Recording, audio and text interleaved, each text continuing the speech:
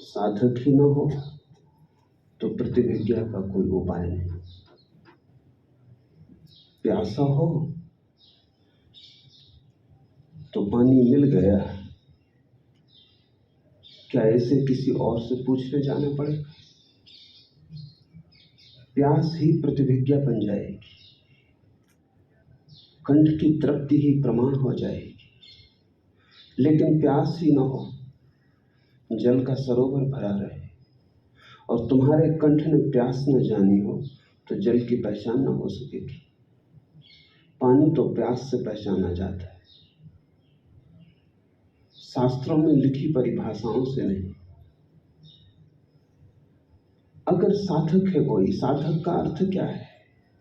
साधक का अर्थ है कि खोजी है, आकांक्षी है, अभिप्सा से भरा है। साधक का अर्थ है कि प्यासा है सत्य के लिए। 100 साधकों में 99 साधक होते नहीं, फिर भी साधना की दुनिया में उतर जाते हैं। इससे सारी उलझन खड़ी होती है। तुम्हें प्यास न लगी हो और किसी दूसरे ने जिसने प्यास को जानी है, प्यास की पीड़ा जानी है और फिर जल के पीने की तृप्ति जानी है, तुमसे अपनी तृप्ति की बात कही, बात बात में तुम प्रभावित हो गए, तुम्हारे मन में भी लोभ जगा, तुमने भी सोचा कि ऐसा आनंद हमें भी मिले, ऐसी तृप्ति हमें भी मिले। तुम ये भूल ही गए कि बिना प्यास के तृप्ति का कोई आनंद संभव नहीं। उस आदमी ने जो तृप्ति जानी है वो प्यास की पीड़ा के कारण जानी। जितनी गहरी होती है पीड़ा उतनी ही गहरी होती है तृप्ति, जितनी छिछली होती है पीड़ा उतनी ही छिछली होती है तृप्ति। और पीड़ा हो ही ना, और तुम लोभ के कारण निकल गए पानी पीने, तो प्यास तो है ही नहीं, पहचानोगे कैसे कि पानी है? शास्त्र की परिभाषाओं के अनुसार समझ लिया कि पानी होगा तो हमेशा संदेह बना रहेगा, क्योंकि अपने भीतर तो कोई भी प्रमाण नहीं है। तुम्हारा कोई संसर्ग तो हुआ नहीं जल से, जलधार से तुम्हारे प्राण तो जुड़े नहीं, तुम तो दूर ही दूर बने रहे हो। और तुम पानी पी भी लो बिना प्यास के, और ठीक असली पानी हो तो भी तो आनंद उपलब्ध न होगा। उल्टा भी हो सकता है कि वमन की इच्छा हो जाए, उल्टी हो जाए। प्यास न हो तो पानी पीना खतरनाक, कर लेना महंगा पड़ सकता है। सत्य को चाहा ही न हो तो सद्गुरु का मिलना खतरनाक हो सकता है।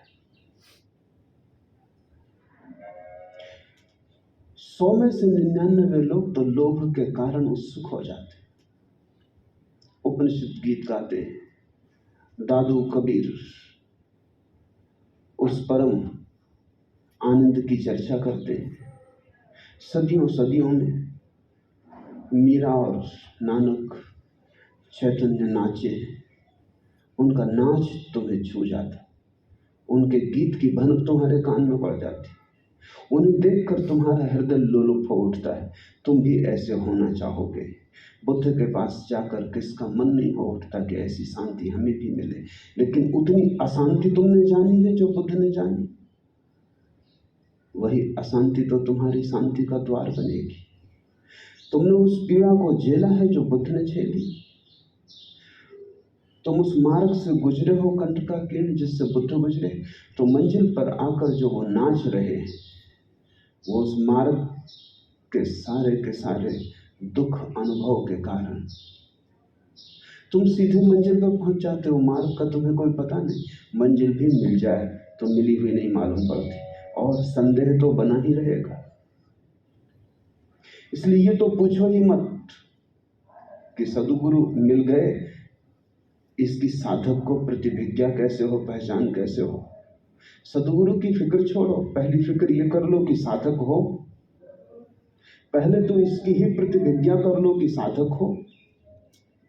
अगर साधक हो तो जैसे ही गुरु मिलेगा प्राण जुड़ जाएंगे, तार मिल जाएगा, कोई बताने की जरूरत ना पड़ेगी। अंधेरा,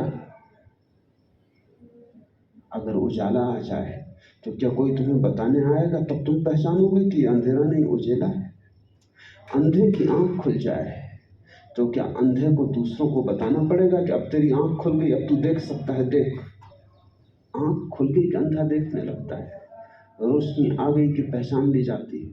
स्वतः प्रमाण है। सदगुरु का मिलन भी स्वतः प्रमाण है। नहीं तो आखिर में तुम सवाल पूछोगे कि जब परमात्मा मिलेगा तो कैसे प्रतिज्ञा होगी, कैसे पहचानेंगे कि यही परमात्मा है?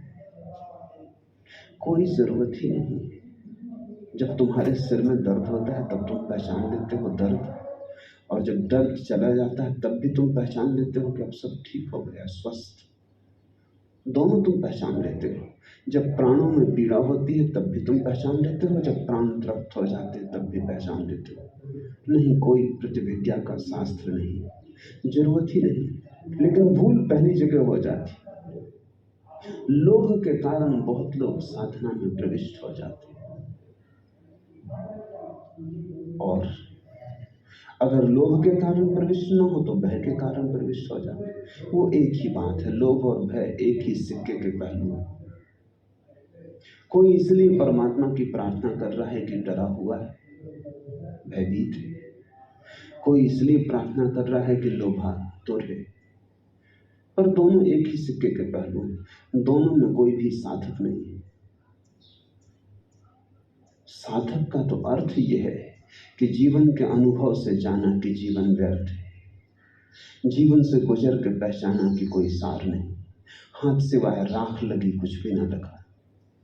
सब जीवन के अनुभव देख लिया और खाली पाए पानी के बबूले हुए सिद्ध। जब सारा जीवन राख हो जाता, जो भी तुम चाह सकते थे, जो भी तुम मांग सकते थे, जो भी तुम्हारी वासना थी, सब व्यर्थ हो जाती, सब इंद्रधनुष टूट जाते, खंडहर रह जाता है जीवन का। उस अनुभूति के क्षण में खोज शुरू होती है कि फिर सत्य क्या है। ये जीवन तो सपना हो गया, न केवल सपना बल्कि दुख सपना हो गया। अब सत्य क्या है? जब तुम ऐसी उत्कंठा से भरते हो तब गुरु को पहचानना ना पड़ेगा। गुरु के पैरों की आवाज सुन के तुम्हारे हृदय के घूंघर बज उठेंगे। गुरु की आंख में आंख पड़ते ही सदा के बंद द्वार खुल जाएंगे। गुरु का स्पर्श तुम्हें नचा देगा, उसका एक शब्द और तुम्हारे भीतर ऐसी ओंकार की ध्वनि गूंजने लगेगी जो तुमने कभी नहीं जानी थी। तुम एक नए पुलक, एक नए संगीत और एक नए जीवन से आपूरित हो उठोगे। नहीं, कोई पहचानने की जरूरत ना पड़ेगी, तुम पूछोगे नहीं। और सारी दुनिया भी कहती हो कि आदमी सदगुरु नहीं, तो भी कोई तुम्हें फर्क ना पड़ेगा। तुम्हारे हृदय ने जान लिया, और हृदय की पहचान ही एकमात्र पहचान है। इसलिए पहले तुम खोज कर लो कि साधक हो। वही भूल हो गई तो फिर मैं तुम्हें सारा शास्त्र भी बता दूं कि इस भांति पहचानना गुरु को, कुछ काम ना आएगा। क्योंकि जितने गुरु हैं उतने ही प्रकार के, कोई परिभाषा काम नहीं आ सकती। महावीर अपने ढंग के, बुद्ध अपने ढंग के, कृष्ण अपने ढंग के, क्राइस्ट अपने ढंग के, मोहम्मद की बात ही और है। सब अनूठे। अगर तुमने कोई परिभाषा बनाई तो वो किसी एक ही गुरु के आधार पर बनेगी, और वैसा गुरु दोबारा पैदा होने वाला नहीं। इसलिए तुम्हारी परिभाषा में कभी कोई गुरु बैठेगा नहीं। जो गुरु पैदा होंगे वो तुम्हारी परिभाषा में ना बैठेंगे, और जिसकी तुम परिभाषा लेके चल रहे हो वो दोबारा पैदा नहीं होता। कहीं दोबारा बुद्ध होते, कहीं दोबारा महावीर होते। नाटक करना एक बात है, दोबारा महावीर होना तो बहुत मुश्किल है। अभिनय और बात है, रामलीला की बात मत उठाओ, राम होना बहुत मुश्किल है। अगर तुमने किसी की परिभाषा पकड़ ली तो तुम मुश्किल में पड़ोगे, क्योंकि उस परिभाषा को पूरा करने वाला दोबारा ना आएगा। वो आ चुका और जा चुका। और जब वो आया था तब तुम पहचान ना सके, क्योंकि तब तुम कोई दूसरी पुरानी परिभाषा लिए बैठे थे। महावीर जब मौजूद थे तब तुम्हारे पास कृष्ण की परिभाषा थी। महावीर बिल्कुल बैठे ना उस परिभाषा में। हिंदू शास्त्रों ने महावीर का उल्लेख ही नहीं किया। इतना महिमावान पुरुष पैदा हुआ है, और इस देश का बड़े से बड़ा धर्म, इस देश की बहुसंख्या के शास्त्र उसका उल्लेख भी नहीं करते। क्या बात हो गई होगी? एक बार महावीर का नाम नहीं लेते। पक्ष की तो छोड़ दो, विपक्ष में भी कुछ नहीं कहते। प्रशंसा न करते, कम से कम निंदा तो करते नहीं। उतना भी ध्यान न दिया। परिभाषा में ही न बैठा ये आदमी।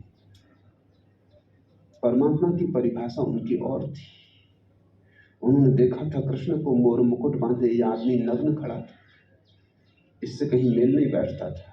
उन्होंने कृष्ण को देखा था बांसुरी बजाते। इस आदमी की अगर कोई बांसुरी थी तो इतनी अदृश्य थी कि किसी को दिखाई नहीं पड़ी,